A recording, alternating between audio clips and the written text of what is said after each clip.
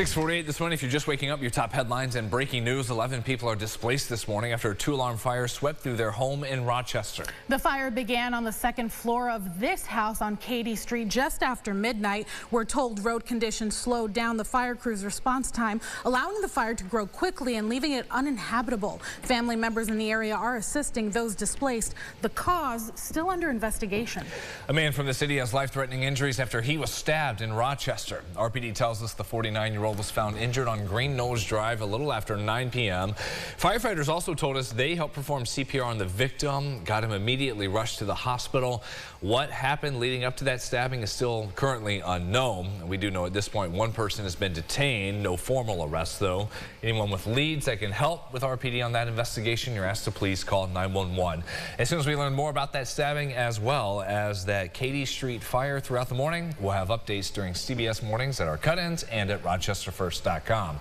Sunrise traffic 6:48 and a view from our Greater Rock Sky Eye. Yikes! Worse and worse each time we've shown that. Please be safe. We've had numerous issues at this point, all minor from what we can tell on the expressways and light traffic volume being the holiday, and that is good to hear because James, not great. Oh my goodness. Let's show this camera from our back parking lot you got here. Right. Yeah. My car is in there somewhere. You can kind of see it a little bit. A little bit. And radar is deceiving. It's showing barely anything for the city. Yet here we are, very heavy snow. It's one of those situations where if you get stuck behind a plow, you're happy about it. Yes. Because the road is actually clear. 200 feet back and go below the speed limit. Yeah, and just be happy that you're going to be able to get to where you're going safely because you get one little slip of a tire and you are out of here heading to the curb. So just be careful. Take your time. Go nice and slow. There's no rush today. Everybody's got the snow. It's not just one spot. It's most of the region. Maybe Finger Lakes could be a little bit of a break, but you see those numbers as well. We are cold. We'll take a look at the 8-day at the end of the show. Brennan, around? Thank you so much, James. Now going inside the huddle, the Bills one step closer to a Super Bowl as last night's game against the Ravens came down to the final seconds. It's an incredible win there Sunday. They're now going to the AFC title game for the first time since the 2020 campaign. The Bills had a big showing in the first half on both sides of the ball. 3 rushing touchdowns, also forced 2 turnovers. The Bills would not find the end zone in the second half. They would pick up some Tyler Bass field goals, 2 of them. The Ravens picked up momentum late in the game, 2 touchdowns themselves, and then with overtime late on the line, here's Lamar Jackson, rolls right, goes to his tight end Mark Andrews. He should get that one most days. He fumbles that one, drops the pass. That would have been the 2-point conversion to tie it. Sean McDermott for the Bills says this game came down to what you just saw there, the basics. We could have done some things better, I think, fundamentally. So, and when you just look at this game, it came down to fundamentals in the football, and we talk a lot about that. You're seeing games decided rather quickly when the ball is not taken care of. So we got to continue to emphasize it every day. Now the Bills going back to take on the rivals in Kansas City, the Chiefs, Sunday night. You can see that game right here on News 8 at 6:30. Lots of excitement going on here. Now something else that's exciting, a Fairport native and SUNY Fredonia junior, Lucas West, wowed the crowd at Highmark Stadium last night.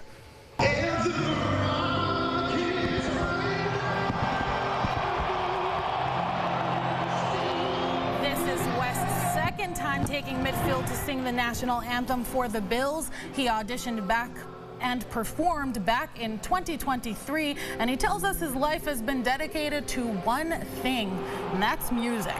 What a job he did. No pressure there. Yeah, now today, Donald Trump will be sworn in as the 47th president of the United States. Last night, the president-elect took a victory lap with supporters at a rally where he gave a glimpse of what to expect in the first few days of his second administration. Trump plans early on to sign about 200 executive orders once he's sworn in, ranging from diversity hiring programs to oil drilling and immigration. He's also expected to launch a series of immigration raids he's talked about. Those will be in cities across the country this week. We'll begin the largest deportation operation in American history. As for the ceremony, some supporters say they'll be back in the arena today in D.C., where the NBA team plays, to watch the inauguration. That was after Trump announced frigid cold around the Capitol forced the swearing in inside the Capitol Rotunda. Now, ahead of today's inauguration, a message of unity and working together from a local representative, Congressman Joe Morelli, took some time to talk about his priorities for the 119th Congress District and his plans for bipartisan collaboration with the incoming administration.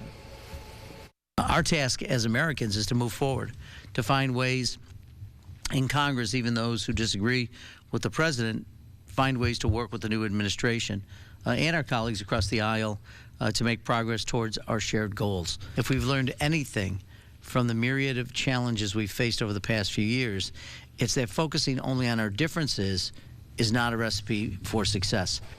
Morelli will be in attendance today for the ceremonies. Stay with us on air and online at rochesterfirst.com for special coverage right here on News 8.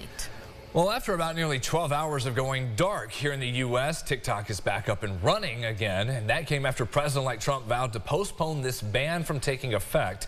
In a statement posted Saturday night on X, the app announced it had reached an agreement with its internet service providers and was in the process of restoring service, and yes, that is what's happening. The app and website work once more.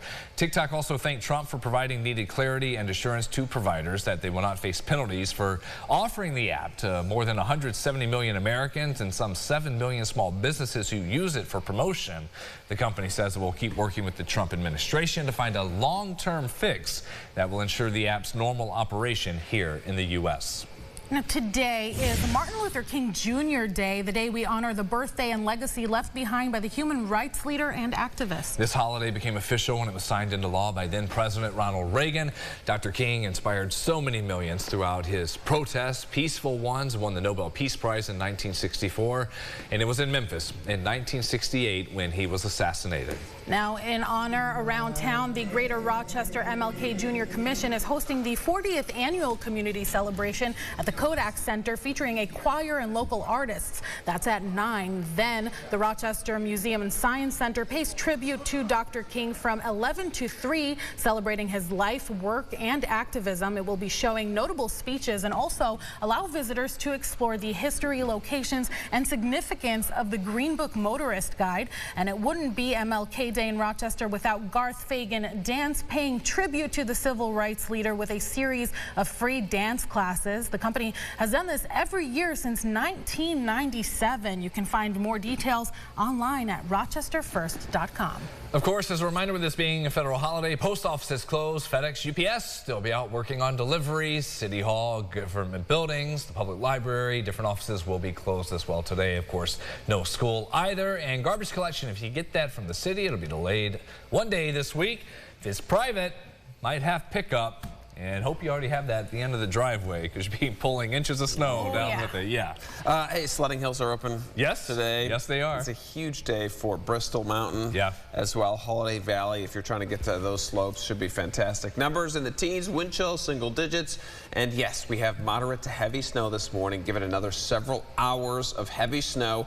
If you don't have anything going on today, I'd wait till noon to shovel and maybe snow blow your driveway because that's when the snow stops. It should be pretty hard cut off there. And then lake effect tonight. And how about those numbers? Likely below 0 Wednesday morning. Below freezing till Monday at this point. Snow sticks around, whatever falls. All right. Thank you, James. Thanks for watching us here. Our next update in 30 minutes. CBS Mornings up next.